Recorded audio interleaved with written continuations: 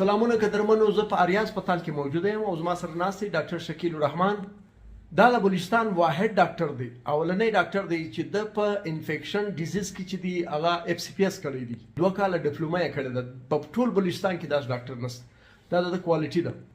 موږ په چیش خبره کوو، موږ په ډیر مهم ټیسټ خبره کوو. اوريکا ټایفاید چې دی دا بیماری سیاري شاته وسی، بیا دا مستقل دغه د دې چې کوم جراثیم دی که وایرس دی، دا جراثیم د باډي کې مستقلی کله موږ د دې ټیسټ کوو، دا ټیسټ پوزټیو راسي لیکن جراثیم ختم سي، دا بیماری ختمه سي وي، یعنی بیماری بالکل ختمه سي، خو بیا هم د دې دغه ټیسټ چې تکه 15 کاله 10 کاله دا پوزټیو راځي.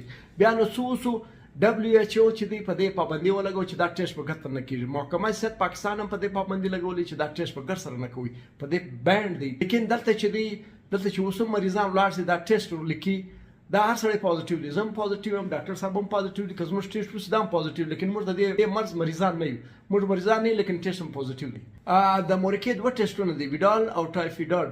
دا چې دی بند دی، په دې پابندي لګېدلې ده. که بیا هم تاسو د دې ټیسټ کوئ، دا بلډ کلچر ټیسټ دی. زما نوم ډاکټر شکیل الرحمن دی اور ایز ا کنسلټنټ انفیکشس ډیزیز ام په آریا انسټیټیوټ اف میډیکل ساینسز کې. نو دا اویرنس پروګرام دی ریګارډینګ سی دا مشخل سی تب ہوتی وی د مېدې تب ہوتی وی مورکا ہوتی وی سو ساينس کې دی انټریک فیور ټایفاید ہوتی وی. نو اکثر ایسی دی بالکل دا آس پاس ایریا کې سی دی نو سو ډاکټران دی یا سو هغه میډیکل ریلیټډ سټاف سی دی. نو دا یو ټیسټ کوي چې دوی اکثر کوي یو ویډال په نامه دی، ویډال ټیسټ یو ټایفیډاډ په نامه دی. نو دا سی دی نان ریلایبل دی، اکثر فالس پوزټیو راځي.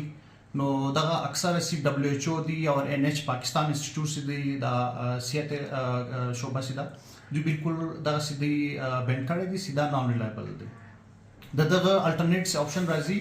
نو بلډ کلچر نو ماجی هغه پراپر ماشين غواړي، بیگ ټیک ماشين اور دغه ریلایبل دی. دغه سلوت 15 ورځې اخلي د کلچر ټیسټ، هغه ریلایبل ټیسټ دی، هغه خالي ګولډ سټانډرډ ټیسټ دی ټایفاید لپاره. نو اکثر دغه ټیسټ ضرورت ولې دی، دغه لوجه دا دی سی دا ټیسټ سی ریلایبل ټیسټ سی بلډ کلچر.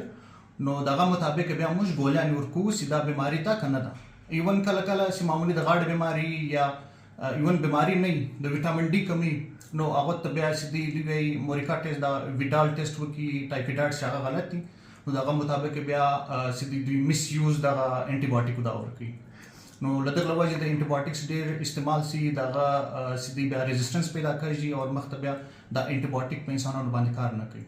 نو بهتر ادا دی سی سټانډرډ وو سټانډرډ ټیسټ دی بلډ کلچر سی دی په آریا انسټیټیوټ اف میډیکل ساينسز کې د دې سټانډرډ ماشين پروت دی او نو سټانډرډ لیبارټری په کې دا ماشين پروت دی.